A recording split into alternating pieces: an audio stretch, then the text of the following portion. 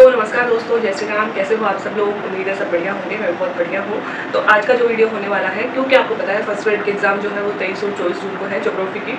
तो हमारे पास मोस्टली 10 दिन है। मैं नहीं चाह रही थी कि एग्ज़ाम तक कोई भी वीडियो बनाऊँ, क्योंकि मैंने खुद ने ही बोला था सोशल मीडिया से दूर रहो, और हो सकता है कि मेरा वीडियो भी डिस्टर्ब करता हो, तो इसलिए मैंने वीडियो नहीं बनाया था। बट आप में से बहुत सारे लोगों के क्वेश्चंस कमेंट्स बॉक्स में आ रहे थे कि मैम प्लीज़ गाइड कर दो, घबराहट हो रही है, स्ट्रेस हो रही है, पढ़ा नहीं जा रहा है, लास्ट 10 डेज में क्या करना चाहिए, क्या नहीं करना चाहिए। तो मैंने मोटे मोटे यहाँ पे 8 पॉइंट्स लिखे हैं जो हमें लास्ट 10 डेज में करने चाहिए। तो सबसे पहले तो देखो, फर्स्ट चीज़ जो हमें लास्ट 10 दिन में, हम 10 दिन ही मान के चलिए एग्जाम के, लास्ट 10 दिन में हमें करनी चाहिए। तो जो हमने शॉर्ट नोट्स बनाए हैं अभी तक, उन शॉर्ट नोट्स का सिर्फ और सिर्फ रिवीजन करना है। अब वो टाइम गया कि हम किताबें पढ़ रहे हैं, या फिर हमारी जैसे कि मान लो ज्योग्राफी में समुद्र विज्ञान छूट गई तो हम समुद्र विज्ञान पढ़ने लगे हैं, पर्यावरण छूट गई तो हम पर्यावरण पढ़ने लगे हैं। वो दिन अब चले गए हैं। अब तक जो हमने पढ़ा है सिर्फ और सिर्फ उसका रिवीजन करना है। तो अगर आपने शॉर्ट नोट्स बनाए हैं तो उन शॉर्ट नोट्स को जितनी बार हो सकता है, 1 बार, 2 बार, 3 बार, 4 बार, 5 बार, जितनी बार हो सकता है उतनी बार उनका रिवाइज कीजिए।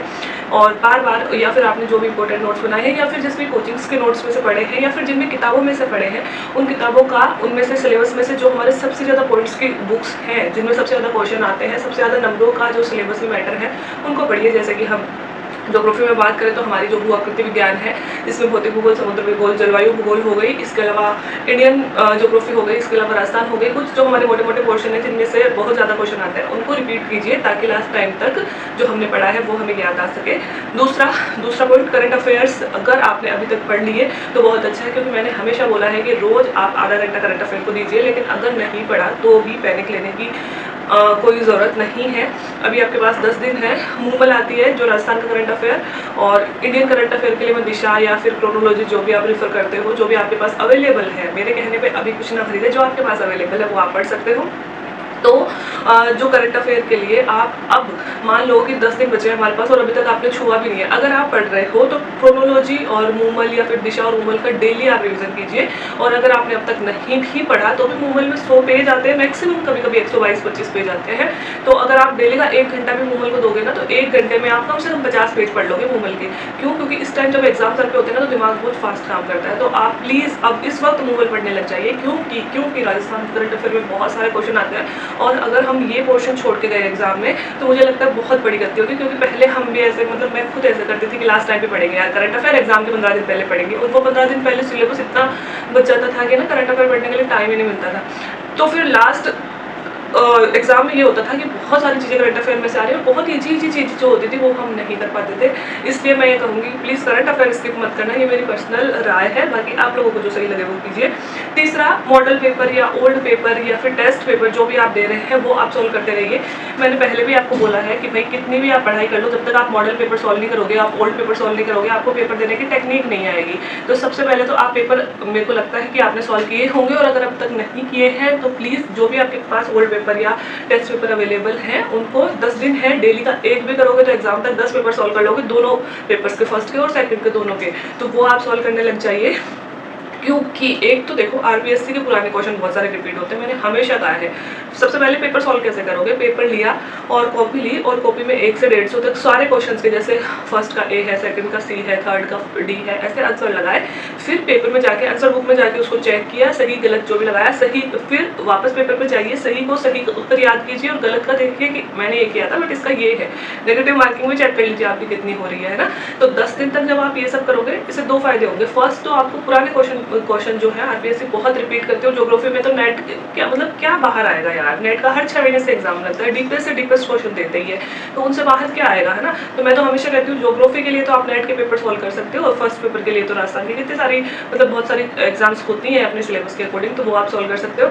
तो जब आप ये सॉल्व करोगे तो आपको नेगेटिव मार्किंग से डील करना आ जाएगा। और हम एग्जाम में ना यही गलती करते हैं कि हम नेगेटिव मार्किंग से डील नहीं कर पाते, हमें कितने क्वेश्चन करने हैं, कितने छोड़ने हैं, वो हम उस टाइम अपना माइंडसेट ही नहीं बना पाते हैं सही तरीके से। इसलिए अगर आपने 10 पेपर भी दे दिया, अब तक जो कर रहे हैं मैं उनको बहुत अच्छा बोलूँगी, लेकिन अगर नहीं भी किया है तो प्लीज़ मेरे कहने पे 10 दिन के लिए आप टेस्ट पेपर सॉल्व कर लीजिए, ठीक है। और रही बात टेस्ट पेपर की, तो मैं फिर से कहूँगी टेक्स्ट बुक नाम की एक ऐप है जिसपे अभी समर सेल चल रहा है। आज 12 तारीख से लेकर 14 तारीख तक इस पे सेल आई हुई है जिसका नाम है समर सेल। तो सेल आई हुई है समर सेल, और इसमें आपको इतना अच्छा ऑफर मिल रहा है कि जो ईयरली आपका टेक्स्ट बुक के पास प्रो कोर्स होता है 1799 का नॉर्मली मिलता है, वो 351 में मिल रहा है। और ईयरली जो पास प्रो मैक्स कोर्स होता है वो 1999 में मिलता है, वो 395 रुपये में मिल रहा है। और इसमें अगर आप मेरा कूपन कोड यूज़ करते हो जो कि है RAJNI रजनी, तो उसमें भी आपको एक्स्ट्रा 12% ऑफ मिलेगा। और मैं क्यों कह रही हूँ, मैं ये फर्स्ट ग्रेड के लिए नहीं कह रही हूँ, मैं ये आपको कह रही हूँ आगे जो आपकी सेकंड ग्रेड की एग्जाम होने वाली है, नीट की एग्जाम होने वाली है, या फिर आप पटवारी की एग्जाम देते हो, ग्राम सेवक की एग्जाम देते हो, नेट की एग्जाम देते हो, प्रोफेसर की एग्जाम देते हो, या फिर SSC CGL या कोई भी रेलवे की एग्जाम दे रहे हो, सेंट्रल लेवल की एग्जाम दे रहे हो, तो इसमें 80,000 से भी ज़्यादा मॉक टेस्ट है, 2 लाख से भी ज़्यादा स्टूडेंट इस पर ऑलरेडी सब्सक्रिप्शन लिया हुआ है। और इतना जब सस्ता सब्सक्रिप्शन मिलेगा वो भी 1 साल के लिए, आपको सिर्फ 300 रुपये में 1 साल के लिए आपको 350 रुपये में पूरे साल का आपको सब्सक्रिप्शन मिल रहा है। और कोई भी एग्जाम की आप तैयारी कर रहे हो, हर एग्जाम के आपको टेस्ट पेपर इस पर मिल जाएंगे, तो आप टेस्ट दे सकते हो, बच्चों से कॉम्पिटिशन कर सकते हो, आप अपनी रैंक देख सकते हो। फर्स्ट ग्रेड के लिए नहीं बोलूँगी, अब नहीं लेना है, लेकिन सेकंड ग्रेड के लिए और थर्ड ग्रेड के लिए आप इसे अभी के अभी जो सेल आई हुई है, क्योंकि सेल हमेशा नहीं मिलती, लेकर रख सकते हो, ठीक है। तो हम बात करेंगे 3 पॉइंटों की। फोर्थ पॉइंट में जब बताऊंगी, कोई भी न्यू चीज़ अब नहीं पड़े, आपको लग रहा है कि मेरी इंडस्ट्री ज्योग्राफी छूट गई, या फिर आपको लग रहा है कि भाई मेरा हिस्ट्री छूट गई, या फिर मेरी कोई भी चीज़ फर्स्ट पेपर या सेकंड पेपर में ये वाला टॉपिक छूट गया, तो अब नहीं पढ़ना है। मैं फिर से कहूँगी कि अब आपने अब तक जो पढ़ा है प्लीज़ उसका रिवीजन कीजिए, क्योंकि हम सबसे बड़ी गलती यही करते हैं कि हम अपने दिमाग में ऐसे सोच लेते हैं ये वाला किताब पढ़ ली, ये वाली किताब पढ़ ली, ये वाली किताब पढ़ ली, बट जब तक हम रिवीजन नहीं करते हैं उन बुक्स का तब तक हमें कुछ भी याद नहीं होता है। तो प्लीज़ रिवीजन सबसे बड़ी चीज़ है। अब तक आपने जो भी पढ़ा है कोशिश कीजिए कि उसमें से 90% चीज़ें आपकी सही हो जाए, क्योंकि मैं नहीं कहूँगी यार कि 100% चीज़ें हमारी सही होंगी, क्योंकि हमारा दिमाग कोई कंप्यूटर तो होता नहीं है, पर 90% चीज़ें सही हो जाएँ। और कब होंगी, जब आप रिवाइज़ करोगे, क्योंकि आपने 6 महीने में पहले भी बहुत सारी चीज़ें पढ़ी थी, अब तक आप भूल चुके हो, कब याद होंगी जब आप एक बार उनको आंखों के सामने से देख लोगे, ठीक है। तो प्लीज़ कोई भी नई चीज़ ना पढ़े, रिवाइज़ करें।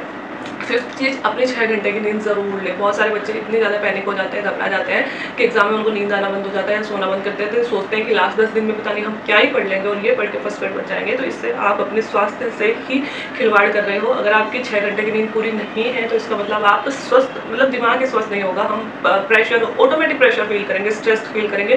तो मैं कहूँगी चाहे 1 घंटा दोपहर में सो लो, चाहे 5 घंटे रात को सो लो, पर 6 घंटे की नींद पूरी करो, ताकि सुबह जब आप जागो तो बिल्कुल फ्रेश माइंड से जागो और एक नई ऊर्जा के साथ में पढ़ो। एग्जाम के फर्स्ट डे भी आपको 6 घंटे सोना है और बिल्कुल फ्रेश होके जाना है।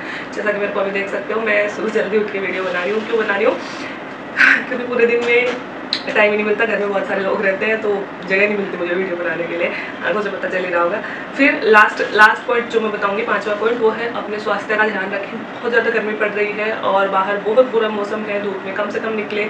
अपने जो दैनिक अपने नुस्खे होते हैं, छाछ राबड़ी पीते रहे, नींबू पानी पीते रहे, कैरी की छाछ पीते रहे, 10 दिन में कोई भी बाहर की चीज़, ऑयली चीज़ ना खाएं। और क्योंकि भाई जिस दिन एग्जाम देना होता है उस दिन सबसे ज़्यादा ज़रूरी होता है हमारा स्वस्थ रहना। अगर उस दिन हमारे लूज मोशंस हो गए, उल्टियाँ हो गई, पेट दर्द हो गया, तो जो हमने 1.5 साल मेहनत करी है सब पे पानी फिर जाएगा। अगर शरीर स्वस्थ नहीं है तो हम कोई भी पेपर अच्छा नहीं दे पाएंगे। तो 10 दिन तक प्लीज़ कोई बाहर की चीज़ ना खाएं। एग्जाम सेंटर पर भी जब भी जाएँ तो कोशिश करें कि घर की चीज़ें लेके जाएँ। एक दिन हम भूखा भी रह लेंगे ना, केले खा लें, जूस पी ले, और कोई भी नेचुरल फ्रूट खा लें जो मार्केट में मिलता है, बट प्लीज़ वो समोसे, कचौरी और वो सब जो बाहर के पोहे वगैरह होते हैं, प्लीज़ वो सब ना खाएं। हो सकता है कि उनसे हमारी तबीयत खराब हो जाए, हमारी साल भर की मेहनत पे पानी फिर जाए। और पानी ज़्यादा से ज़्यादा पिए ताकि शरीर स्वस्थ रहे। शरीर स्वस्थ होगा तो ही दिमाग स्वस्थ होगा, तो ही पेपर अच्छा होगा।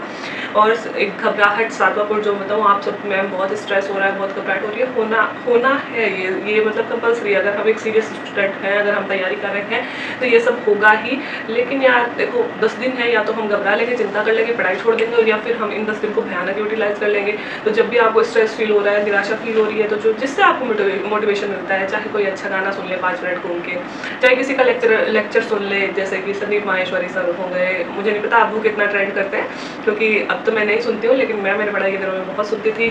सिस्टर शिवानी को बहुत सुनती थी, सदगुरु को बहुत सुनती थी। तो ये सारी जो भी आपको जो जिन भी यूट्यूबर से या फिर किसी भी अच्छे व्यक्ति से उनको सुनने पे आपको एनर्जी फील होती है, आप वो सुन सकते हो। या फिर आप अपने मम्मी पापा से बात कर सकते हो, अपनी बड़ी बहन से, अपने छोटे भाई से, इनसे बात कर सकते हो। इसके अलावा शांत रहें। सबसे लास्ट जो पॉइंट है 8वां, शांत रहें, बहुत कम बातें करें। कुछ लोगों की आदत होती है कि हर 10 मिनट में, हर 1 घंटे में, 2 घंटे में अपने दोस्तों से फ़ोन कर कर के पूछते हैं, यार तेरी तैयारी कैसी है, ऐसी है, वैसी है। क्यों पूछना है यार? ना तो उनकी तैयारी काम आनी है, ना उनकी कम तैयारी काम आनी है, आपको अपनी पढ़ाई काम आनी है। तो एग्ज़ाम के दिनों में बिल्कुल शांत रहें, कम से कम बातें करें। मैंने देखा है एग्ज़ाम सेंटर के बाहर भी हम अनजान होते हैं, हम किसी को नहीं जानते और वहाँ भी बच्चे ऐसे ग्रुप बना के बातें करते हैं। क्यों करनी है यार? जितनी हम बातें करेंगे उतनी हमारी एनर्जी वेस्ट होगी और उतना ही हमारे शरीर पे, दिमाग पे असर पड़ता है यार। अपनी एनर्जी को प्रिजर्व रखें, मन में रिवाइज करने की कोशिश करें। बुक्स जो है अपनी ज्योग्राफी की एक पर्ची पे लिख के ले जाएँ और एग्जाम सेंटर के बाहर खड़े खड़े उन बुक्स को सुनते रहे। मैं तो वीडियो डाउनलोड रखती थी, जो अपने अजय सर है ना, राजस्थान जी के भाई अजय चौधरी सर, उनके, क्योंकि उन्होंने बहुत सारे मॉडल पेपर सॉल्व। तो लास्ट में मैंने कहा शांत रहने की कोशिश करें, अपनी एनर्जी को सेव रखें और उस एनर्जी का यूज़, क्योंकि एग्ज़ाम में हमारा दिमाग बहुत एग्जॉस्ट होता है। उस 3 घंटे के लिए हमें हमारी बेस्ट से बेस्ट परफॉर्मेंस चाहिए, उसके लिए अपनी एनर्जी बचा के रखें। और बस यही कहूँगी, अपने इष्ट देवता जो भी हैं प्लीज़ उनको याद करके जाएँ, अपने माता पिता को याद करके जाएँ, उनसे बात करके जाएँ। जितनी पॉजिटिव एनर्जी जहाँ से भी आप खींच सकते हैं वो सब आप लेके जाएँ और भगवान को याद करें। बाकी ऊपर वाला सब देखता है। अगर हमारी इस बार मेहनत हो गई है 100%, तो चाहे ज़्यादा सीटें हो चाहे कम सीटें हो, रिजल्ट हमारा पॉजिटिव ही आएगा। बाकी वीडियो देखने के लिए thank you so much, bye bye, all the best.